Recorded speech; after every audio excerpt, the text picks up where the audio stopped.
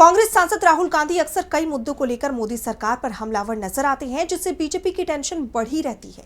और अब राहुल ने चीनी सीसीटीवी कैमरों का मुद्दा उठाकर सरकार को एक बार फिर कटघरे में खड़ा कर दिया है।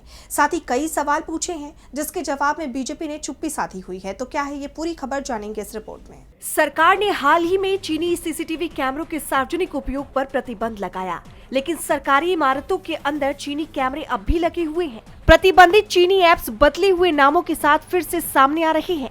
विदेशी एआई प्लेटफॉर्म संवेदनशील डेटा प्रोसेस कर रहे हैं और सरकार के पास इन सब पर कहने के लिए कुछ भी नहीं है, जिसे लेकर कांग्रेस सांसद राहुल गांधी ने सरकार पर कई सवाल उठाए हैं। उन्होंने कहा कि मैंने संसद में इलेक्ट्रॉनिक्स और आईटी मंत्रालय से पूछा, जवाब में बहुत कुछ कहा गया, लेकिन जो पूछा गया था उसका कोई जवाब नहीं मिला।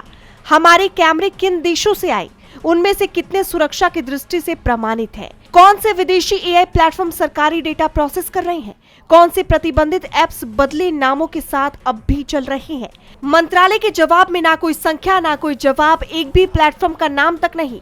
5 साल पहले ये मानने के बाद कि सरकार द्वारा इस्तेमाल किए जा रहे 10 लाख चीनी कैमरे डेटा ट्रांसफर के जोखिम पैदा करते हैं, आज भी सरकार ने ये नहीं बताया कि आज जो कैमरे हम पर नजर रख रहे हैं वो सुरक्षित है या नहीं। ये जानबूझकर भारत को अंधेरे में रखने की साजिश है।